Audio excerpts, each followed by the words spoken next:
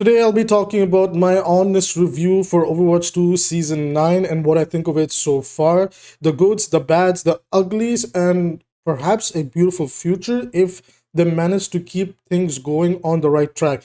Hi everybody, my name is Abby. Welcome to the video. I am going to not waste your time and get straight into it. So, Overwatch 2 Season 9, when the patch notes got leaked, which I did cover on this channel, we had all seen it as a controversial change that would have been extremely awkward for the game and perhaps have made it a little bit all over the place. Now, once we have gotten our hands on Season 9, we are seeing a lot of big streamers, a lot of big content creators on YouTube and other websites coming back to Overwatch, trying it and realizing that it's actually pretty fun.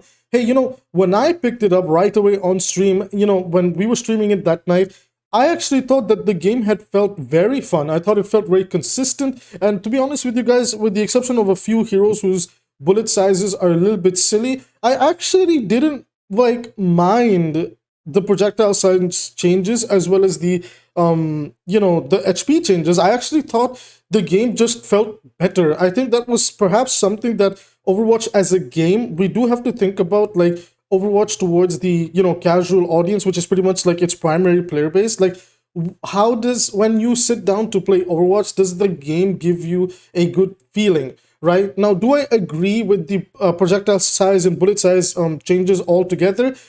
To a limited extent, I do like it, and then to another extent, I actually dislike it. But that's not going to be the video for today. I just want to talk about Season 9 as a whole and what I feel about it, playing it religiously for almost like 10 to 12 hours a day and streaming some of it to you guys and then playing it scrims with my friends. So, Season 9 as a whole, I kind of want to talk about like all the three different roles. I'm going to save damage for the end since, this one's a little bit obvious, and we're going to talk about tank and supports first because that's where, there's a little bit of controversy going on as to what is good and what is bad. Now, without a doubt, from a role perspective, tank is the biggest loser. I'm not going to sugarcoat it. Tank is the biggest loser, but I will say one thing. While tank is the biggest loser, tank at the same time isn't that bad to play. A lot of people on the tank role are getting a reality check that they can't just sit AFK in main and just get value from this. I've been streaming this game a lot, and I'm sure a lot of people that have come down for the streams, they can vouch for this. Like, in my ranked game experiences so far of slowly climbing up the ladder, I am seeing me and my duo and a lot of my friends, we thought that this update would expose bad DPS and support players. Turns out the DPS and support players are actually not that bad because they understand that they just have a little bit of HP and they can get blown up anyway. There's actually a lot of tank players that are just terrible at the role, and whenever I see the complaints from the tank players that may be saying some things like, well, tank actually feels really bad and tank just feels like this and tank feels like that, I'm thinking about, okay, well, this is the casual player base. Hey, look, I streamed this game for 3 to 4 days in a row, and I exclusively only played rank, and every ranked game I had a tank player who just had no idea how to play the tank. Okay, I had like a Sigma payload princess, I had shield botting Reinhardts with 1k damage and like 10k damage mitigated. I had a Doomfist that didn't understand how to do combo rotations. I had Mauga being played on Blizzard World. I had freaking Junker Queen coming out on Junker Town and then the enemy sniper farming all of us. Like, I actually just, it really hit me like a brick wall that, at least from my experiences within the European region and bouncing between the, different servers in the European region, that the community, the sub-community that seems to be disconnected of how to play the game the most was the tank community, and an argument could be made that that was because supports were so good at erasing their mistakes by just pumping them up with heals. Let's be realistic here, it's not that hard to do that. And right now, tank is being exposed the most of if your positioning is bad, if your timing is bad, if your engagements are bad, you are going to pay the price, right? And you know what? I'm actually not entirely against it. I do think that the tank role needs some help, but I do think that it was kind of a high time for tank players. And hey, before anybody jumps on, like, I have about 1,000 hours on each role. I've been playing this game religiously for almost 6 to 7 years now, so I kind of know what I'm talking about, and I'm not like taking sides here, but I will say from my experiences and from what I'm seeing like on streams and everything else, it does seem like the tank role, and not from a like masters to GM and above, right? Not from this point on, anywhere below diamond, right? Anywhere below diamond, on ladder, on stream, like whatever clips I'm seeing, it seems like the tank players are completely lost on how to play this game when supports are not out healing their mistakes. So my advice to tank players is please understand how to play natural cover. Please understand how to genuinely play your heroes. I'm going to be going on a massive educational content spree in the coming days. I've been so motivated again to make so many Overwatch videos, and the first thing I want to do is dig down on making in-depth hero guides for pretty much every hero in the game if I can do it. It's a big undertaking, so if you want to support me for free, all you have to do is hit like and subscribe, because it just means the world to me. It knows that you're interested. So back to my tank role players, right, guys? People that are playing tank, I'm begging you, you are not immortal. You cannot 1v5. It is like you are not some like saint for picking up the tank role and like you could just walk up and do whatever you want. There is pressure that comes in from support. There is pressure that comes in from damage. Respect it. Try to, you know, understand how to play to the strengths of your team, understand how to play cover on the map, understand genuinely like where is your character good and where is your character bad. Please, for the love of God, do not pick Mauga on Junkertown or Blizzard World and then wonder why your team is getting farmed by the enemy Widow and the enemy Ashe. It should be obvious at that point that you are the problem. That's just going to be it for the tank role. I have been playing like my first 20, 25, 30 games that I played in this season were on tank. I primarily played the following tanks. I played Reinhardt, Doomfist, Ramatra, Orisa, some Roadhog here and there, Winston, and Sigma. And I can definitely say this, that at least in my experience, Winston, Sigma, Doomfist are feeling really, really good. Orisa is being slept upon. And Ryan and Ram are good in certain situations. But if it doesn't work out, then you're better off just going Orisa or Doom. Again, these are early impressions. This is not finalized. This is just from my experience, my servers, and the weird ranks that I've been tossed in. I'm also playing with friends, so I'm being put in like the wide, you know, the new 𝐓𝐈𝐷 system where, you know, it's people from all over different ranks playing together. So just bear this in mind, right? At least from my experiences, this is what I'm running into. I actually think tank is not that bad.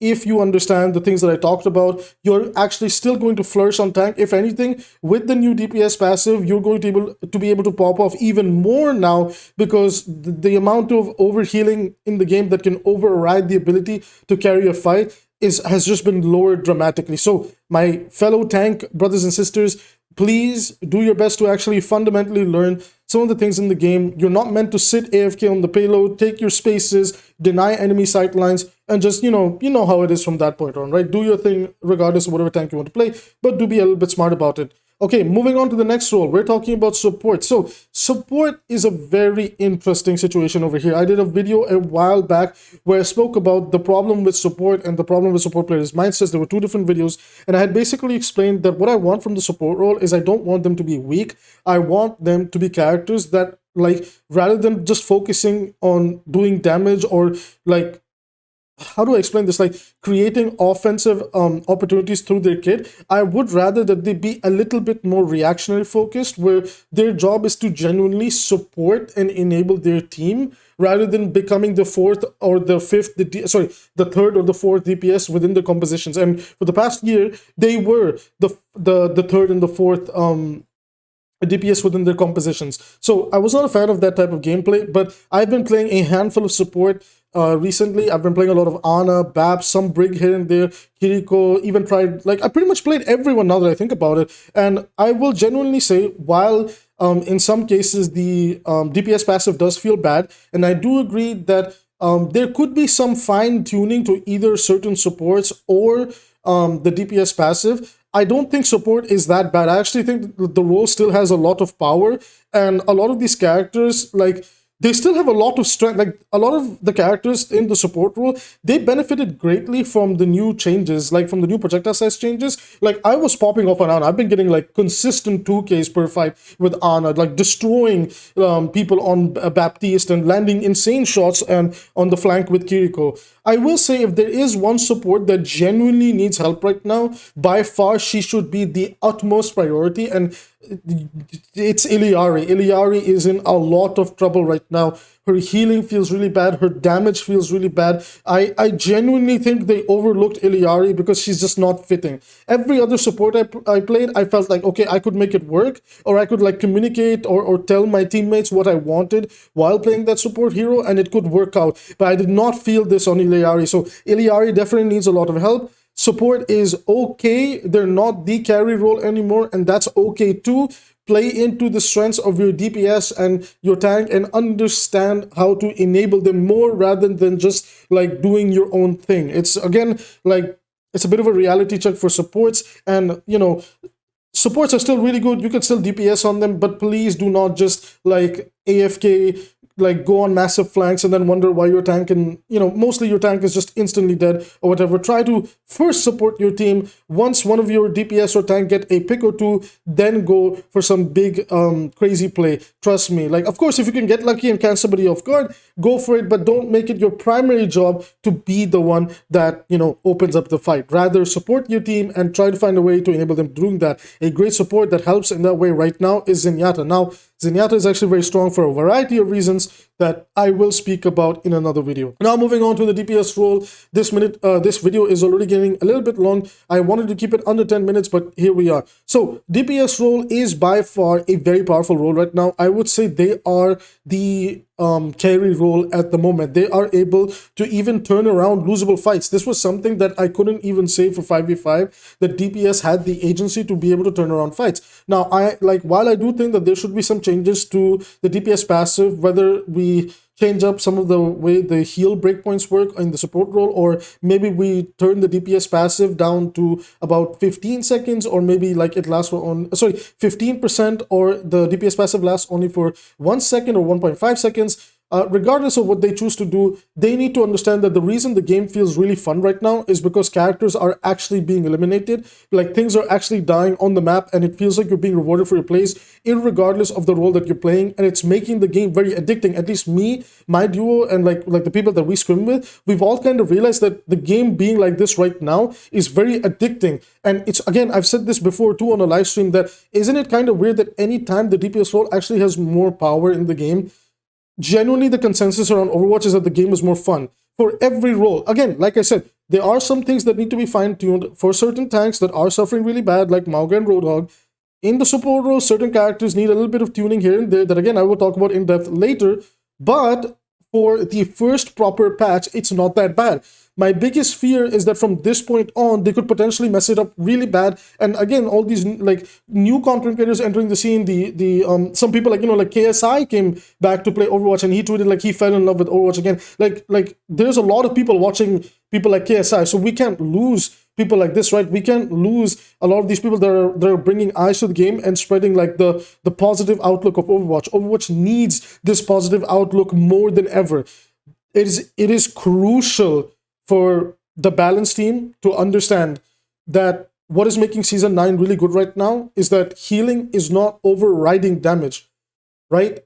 And there's ways to make certain characters who are struggling in the support role with the healing numbers to make them, to help them out. But again, like I said, this is not the video for it. I just want to give an overall review of Season 9. Now, that being said, DPS is a very fun role. I don't think I need to explain why. You get to pop off, you know, you get to actually not be a cosmetic decoration on your team. That is why DPS is good. Now, my big review for the actual like season. Battle Pass is actually very nice. Some things I'm not a fan of. Same things with the shop. There's a plethora of recolors, which not a fan of, but I understand that they were going to do collabs. But again, not a fan of that. Just think there's better ways to handle it. Now moving on to the events. The Year of the Dragon event is still linked in, so that's the prop hunt game mode. It's actually very cute. I like it. I'm not complaining about it. You know, Cosmic Crisis, the one that did come with this event, is actually very, very fun.